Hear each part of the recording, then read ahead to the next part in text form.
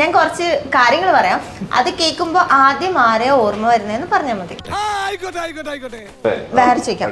നുണ എന്താന്ന് പോലെ അറിയാത്ത ഒരാള്. ഞാൻ അയ്യോ പച്ചവെള്ളം ചവച്ചു കുടിക്കണ പഞ്ചപാവം അങ്ങോട്ട് ഇറങ്ങിയില്ലടേ. ഈ കൂട്ടത്തിൽ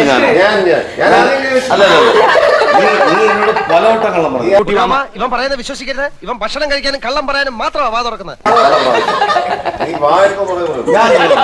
എന്റെ സംഗതി നേരെ വാ നേരെ പോ എന്നുള്ളതാണ്. ഈ കൈകൾ മാർപ്പാപ്പയെ പോലെ പരിശുദ്ധമാണ്. ഇപ്പൊ രണ്ടുത്തരം കിട്ടിയില്ലേ? നിങ്ങളെക്കാളും വലിയ കള്ളന്മാരാ ഇവര്, ലയേഴ്സ്.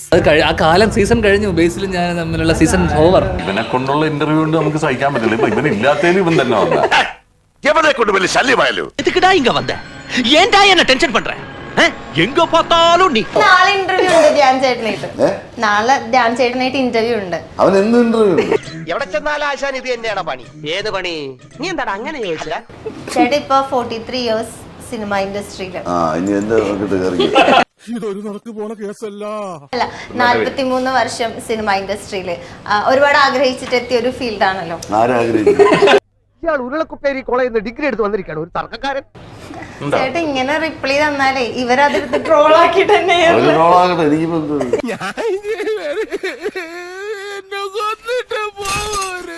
ഞാൻ കയറിപ്പോവും ചേട്ടോ. അയ്യോ അതിപ്പോ പുതിയതൊന്നും അല്ലല്ലോ, ഇവന്റെ സ്ഥിരം പരിപാടിയല്ലേ. ഇങ്ങനെ എങ്ങാനും നീ ചെയ്ത പിന്നെ കാലാകാലം നീ താഴേക്ക് ഇറങ്ങത്തില്ല. ഫുൾ ടൈം ഏറെ തന്നെ ആയിരിക്കും. എല്ലാം ചെയ്തിട്ടുണ്ട്. കോൺസ്റ്റബിൾ ആയിട്ടുണ്ടോ?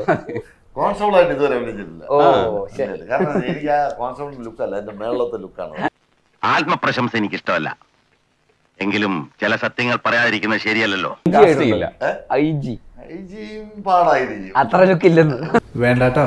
നീ ചായ അടിച്ചാ മതി, നീ എന്നെ അടിക്കാൻ നിൽക്കണ്ട. ഓക്കെ, ബേസിലൊരു മിടുക്കനല്ലേ ഈ പൃഥ്വിരാജിനെ പോലെ വേറൊരു മിടുക്കനാ. എന്നിങ്ങനെ പൂഴ്ത്തി പറയുന്നത് എനിക്ക് ഇഷ്ടമല്ലാട്ടാ. അതെന്താ? എന്താന്ന് അറിയില്ല. നിങ്ങൾക്കോ? എനിക്കിഷ്ട.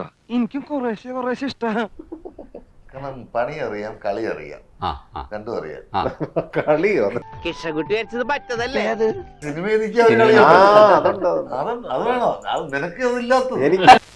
മനുഷ്യനെ താഴ്ത്തി കിട്ടുന്ന സ്വഭാവം പണ്ടേ നിന്റെ രക്തത്തിലുള്ളതാണ്.